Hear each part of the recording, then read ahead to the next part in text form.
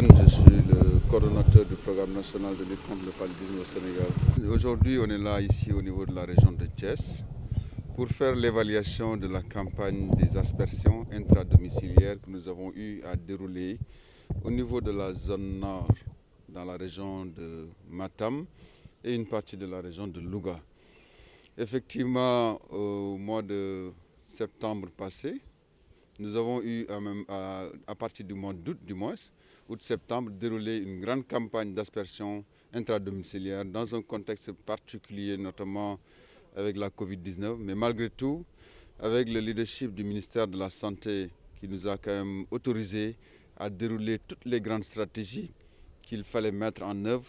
pour limiter la propagation du paludisme. Parce qu'il a été remarqué que dans le contexte de la pandémie, souvent, le paludisme faisait beaucoup plus de ravages parce que les gens ont tendance à se focaliser sur la maladie. Mais malgré tout, le ministre de la Santé a eu cet esprit pour nous suggérer quand même de dérouler ces activités. Ainsi, aujourd'hui, on est là à Thiès pour voir comment les résultats que nous avons obtenus sur cette campagne, mais également les recommandations pour pouvoir dérouler celle de l'année prochaine. Et qu'est-ce qui ressort de cette activité? Est-ce qu'on peut dire qu'il y a un impact positif dans la lutte? Effectivement, je voudrais rappeler que dans la zone nord, parce que la lutte contre le paludisme a fait beaucoup d'avancées significatives ces 10 dernières années, jusqu'à espérer qu'on pourra peut-être atteindre l'élimination du paludisme d'ici 2030. Et dans la zone nord qui a bénéficié des stratégies, nous sommes à moins de 5 pour 1000 habitants qui ont le paludisme chaque année.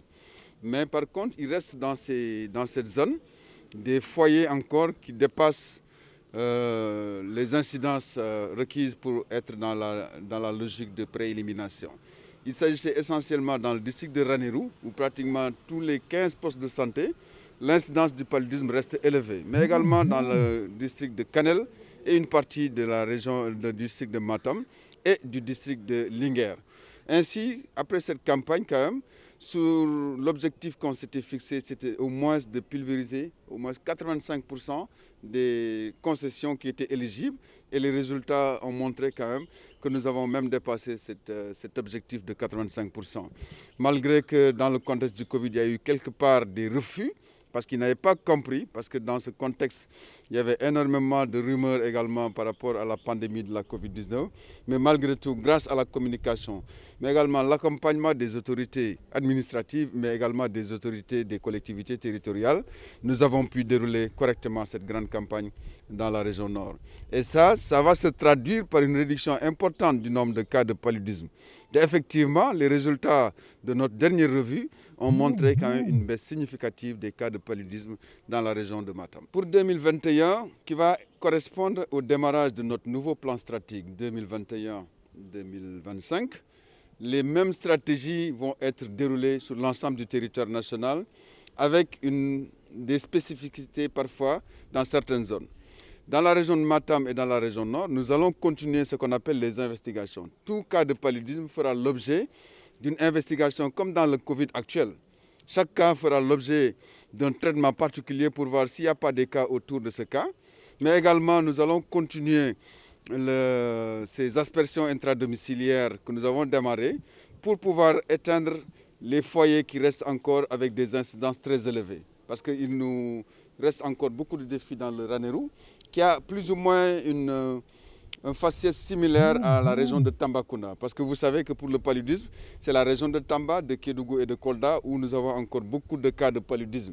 Parce que nous avons quand même eu, sur les 79 districts, nous avons presque 46 qui sont dans la zone verte, comme on dit, c'est-à-dire avoir une incidence de moins 5%. Les autres stratégies, c'est de garantir l'accès universel aux différentes stratégies, notamment pour les médicaments, pour les moustiquaires, le traitement préventif intermittent pour la femme enceinte, mais également la chimioprévention saisonnière du paludisme que nous déroulons dans les zones de forte transmission, notamment Kédougou, Kolda et Tambacounda, mais également une partie de la région de Kaolack et une partie de la région de Diourbel. Vous savez que la santé est une compétence transférée. Il est tout à fait logique que toute politique, que ce soit dans le domaine de la santé ou dans d'autres domaines, il faut une implication des collectivités territoriales. Il faut une implication des populations. On ne peut pas prétendre éliminer le paludisme sans l'accompagnement des populations. Et les représentants des populations, c'est les collectivités territoriales. Et c'est ça qui justifie un peu leur présence pour une meilleure appropriation de ce que nous faisons. Parce que sans leur appropriation, une bonne compréhension des stratégies, il n'y a pas cette adhésion des populations. Il est important donc que les collectivités soient à nos côtés pour le chemin qui nous reste à mener, à faire pour aller vers une émergence sans paludisme. At mi ñu nekk nii dafa nekkoon at bu xaw a doy waar ci ñun ci wàllu xeex sibiru bi parce que dafa dëppoo ak jamono goo xam ne tey coronavirus yi moo lëmbee adduna bi mais suñu ministre Abdoulaye Diouf Sarr joxoon ñu ndigal ne bu ñu fàtte ne sibiru bi tamit dafa nekk fii nañ jël matuwaay yëpp ba fexe ba lépp lu ñu sóoraale woon def ci at mi ñu fexe ba jël ay matuwaay pour mën ko def ci fànn boobu quand même mën nañoo wax ne déroulé nañu campagne bi nga xam ne moom lañ prévoir woon campagne bi nag mooy poudre yi nga xam ne dañ koy def ci ko poudre ci biir kër yi pour rey yooyu pour wàññi yi nga xam ne yooyu yi nga xam ne ñoo indi sibiru ñu mun leen a wàññi bu baax a baax campagne bi nag defoon na ñaari phase la woon benn bi ci boori bët gànnaaru Sénégal lañ ko doon def muy Matam Ranérou Kanel ak benn partie Kanel Matam Ranérou ak Linguère bi ci des mooy côté sud du Sénégal muy Kédougou Tamba ak boori Kolda bii ñi nga xam ne moo ñu dajale fii tey mooy bi ñu def fële ca bët gànnaar moom la ñuy xayma yan résultat la ñu am mais di fàttali la rek tey jii Sénégal dafa am ay jéego yu bare boo xam ne am na ko ci wàllu xeex sibiru bi boo xoolee tey jii sibiru bi wàññeeku na bu baax a baax ba nga xam ne ñi ngi am yaakaar ne fii ak 2030 Sénégal dina taxali ko ak sibiru mais xeex boobu nag pour ñu mën ko gagner il faut mu am ay matuwaay ak ay jumtuwaay bii may wax ni nag mu ñu koy wax aspersion intradomiciliaire ñenn ñi naan ko AID dafa nekk am solo boo xam ne tey suñu partenaire Banque islamique de développement moo ñu jàppale pour ñu mën a def liggéey bii nga xam ne moom la ñuy def nii tey ci zone boobu évaluation bi nag amoon nañu objectif pour téeméeri kër yoo jël juróom-ñetti fukki yi ak juróom ñu mun ko juróom-benn fukki yi ak juróom ñu mun ko pomper tey ba ñu xaymaa gis nañ ne tey presque mën nañ ne dépassé nañu résultat yu malgré ci campus Covid bi ñu nekk parce que lan moo tax ñu mën ko def parce que ay mesures barrières yu ñu jël soloon nit ñi ay masques jox leen ay gel hydroalcoolique vraiment sensibiliser population bi pour ñu mën a dérouler campagne bi comme ni mu waree. tey bu ma la waxee ne 2021 bii ñuy dugg dafay nekk tàmbali suñu nouveau plan stratégique mooy document la boo xam ne lépp lu ñu war a def fii ak juróomi at yii di ñëw ci lañ ko tënk donc activités yi nga xam ne moom lañ daan faral di def nañ ko continuer mooy continuer di xeex sibiru parce que tey Sénégal dafa bëgg fii ak 2030 mu tàggali ko ak sibiru loolu nag bu ñu ko lan moo ñu koy mën a may mooy matuwaay yi nga xam ne ñoom lañ doon jël ñu continuer ko bi ci njëkk mooy wàllu sànke yi waxoon naa ko sànq que ñëpp di tëdd di sànke loolu dañ koy continuer que nit fu mu mën a nekk di am ci sànke yi bi ci des mooy aspersion intradomiciliaire bi ma wax léegi mooy pompe yi ñu continuer di ko def mais également li ñuy wax ne CPS muy chimioprévention saisonnier dinañ ko continuer di dérouler également ci zox yi nga xam ne dañ ko doon def muy Kédougou Tamba Kolda Kaolack ak Diourbel mais également dinañu continuer di aar jigéen ñi wërul yi di leen jox sànke mais également di leen jox li ñuy wax TPI traitement préventif intermittent ay doom yu ñu jël yoo xam ne dina leen aar seen doom bi nga xam ne moom la ñu yore seen biir ak continuer di waxtaan ak population bi pour ñu mun ñu accompagner ci lii nga xam ne mooy xeex bi looloo waral tey ci évaluation bi nga gis ne pratiquement maire yu bëri teew nañ fi ak collectivités départementales yi pour mën a gën a xam li ñuy liggéey parce que population booy liggéey ak moom il faut nga xam li ngay liggéey ak moom lan la doon pour moom bu ëllëgee mu mun laa gunge parce que amul benn feebar bu ñu xeex ba gañe ko te population bi jàppuñu ci looloo tax tey ñoom ñu nekk ak ñun ñi pour ñu mun a continuer di cheminer pour que 2030 Sénégal mën a nekk dëkk boo xam ne dina nekk dëkk bu naat te du am sibir moom laa doon wax léegi parce que maire yi parce que xeex boo mun a am jëmale ko ci aar population bi il faut population bi ànd ko ak yow parce que tey mënoo xeex sibiru wala nga éliminer sibiru te population bi parce que compétence transférée yi transféré santé daf ci bokk moo tax normalement lépp lu ñuy def ci wàllu wërgu-yaram maire yi ñoo ci war a jiitu parce que ñoom la ñu dénk seen santé population bi ba tax na ñun tamit lu ñuy def lu ne saa su ne dañ leen di woo ñu teew ñu partager ak ñoom pour bu ëllëgee lu ñuy def lu ne population bi xam ne kat lii lañ ci jublu looloo tax tey maire yëpp teew te ñu ngi leen di remercier di leen féliciter mais également di remercier gouverneurs yi ak préfet yi nga xam ne ñoo ñu taxawoon ci liggéey bi pour vraiment ñu mën ci am ndam bi nga xam ne am nañ ko ci parce que feeñ na ci résultats yi nga xam ne xayma nañ ko ren. sibiru bi bu nekkoon fukk tey mën na ne wàññi nañ ko lu bëree bëri ci gox yooyu nga xam ne tey def nañ fa aspersion intradomiciliaire. Thiès ci la bokk parce que dama am tendance di ko résumer noonu rek mais Thiès léegi bokk na ci zone yi nga xam ne mën naa ne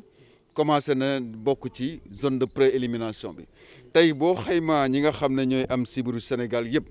boo jëlee téeméer mën naa ne juróom benn fukki yëpp ñu ngi koy gis boori Tambacounda Kédougou Kolda tey boo ñëwee fii Thiès boo jëlee junni nit mën naa ne ci moins de 5 pour 1000 ñooy am sibiru léegi mais nag day am day du homogène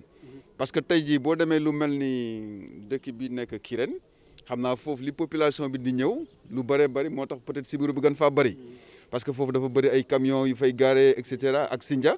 mais tey jii boo ñëwee lu mel ni biir Thiès ni wax dëgg fa la sibiru wàññeeku na bu bëree bëri donc ainsi de suite mais Thiès dafa bokk ci ñi nga xam ne am nañ yaakaar ne fii ak 2030 dinañ bokk ci ñi nga xam ne sibiru dafiy taaxalikoo complètement mais pour loolu nag il faut que population bi jàpp ci politique yi nga xam ne moom la ñuy def mooy santaane sànke yi nga xam ne moom la ñu utiliser parce que dama bëgg fàttali ne aussi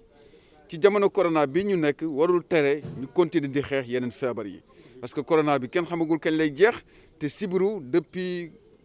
mun naa ne 1800 ba tey sibiru mi ngi fii ci àdduna bi mais ñun Afrique ci lay gën a daaneel ba tax na nañ koy bàyyi xel ku sa yaram tàng nga dem ñu xool la parce que loolu moo lay permettre parce que ñu bëri nañ ci faatu ni te de yaa ko fekk ne peut-être sibiru bi moo ci raxoon ba rey leen. Effectivement, la région de Thiès fait partie quand même des zones de préélimination parce que l'évaluation dernière que nous avons fait montre que dans l'ensemble des districts sanitaires de la région de Thiès, nous avons une prévalence qui est inférieure à 5 pour 1000. Mais il reste parfois des zones qu'on appelle les hotspots, notamment dans le district de Mbour, du côté de Kirène, mais également une partie de Sindia, où ça peut s'expliquer par cette forte concentration de la population humaine, avec les échanges que nous avons avec les camionneurs qui ont l'habitude de séjourner dans ce truc. Mais dans la commune de Thiès, nous avons quand même moins de 5 cas pour 1000 habitants. Man maa ngi tudd Abdoul Gueye nekk conseiller départemental bu Matam président commission aménagement du terroir dama ñëw fii pour représenter président conseil départemental bu Matam Amadou Djibril Diallo aussi damay wax ci turu département Matam non ak département Ranérou ak département Kanel mooy li ma wax ci tubaab rek mooy ca njalbeen bi dañuy won sunu kontaante ndax programme national lutte contre le paludisme jox nañu cër te Sénégal boo seetloo li ci bëri dañ daan dérouler ay programme rek te duñ ci boole population yi mais bii nag dañuy sant directeur bi parce que moom dafa xam ne pour programme bi gën a am doole gën a am impact ci nit ñi il faut nit ñi à la base ñu boole leen ci te moom la ñu def invitation bii di kontaan nañ ci trop parce que buñ ci boolee comme ni ñu ko defee buñ ci boolee population bi rek parce que lépp lu ñu togg bu dee ci population lañ ko jëmale mu jiitu ci ñoom ci bi ñu koy togg moo gën. boo seetloo at yi passé quelques années avant programme bi nii maladie bi meloon foofu ak ni mu doon reyee nit ñi ak léegi bu ñu tàmbalee programme bi ba léegi tan bu fa am vraiment dañ ci sant yàlla parce que léegi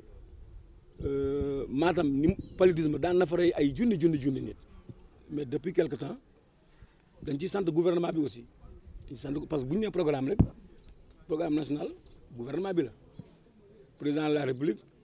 def na ci loxoom bu baax parce que bi mu ñëwee bu ñu demee ba taxawal programme bi ne dañ koy réduire à 85%. Non, c'était 0%. À 0%. pour wàññi paludisme bi horizon 2030 kon defe naa ne ci démarche bi ñu nekk nii résultat yi firnde na ko te ñu ngi ñaan yàlla balaa boobu lépp paludisme jeex ci Sénégal. non Matam bokku ci. Sànke moom tey kër goo dem Matam nit ñi kër yëpp am sànc xale yi mag ñi ñoo ko doon bañ xam nga mag ñi yenn saa yi dañuy am genre dañuy naan yàlla mais yàlla aussi da ngay bay sa tool léegi sensibilisation bi yegg na ci mag ñi te mag buñ ko sensibiliser rek bu approprier programme bi rek kon ñi des ci kër gi yëpp moom dina leen dimbali ba ñu dañuy roy ci moom le Matam léegi macha allah ba population yëpp dañuy jëfandikoo sànke yi loolu moom lu leer la ku dem Matam guddi rek nga bett benn kër di nga gis firnde bi.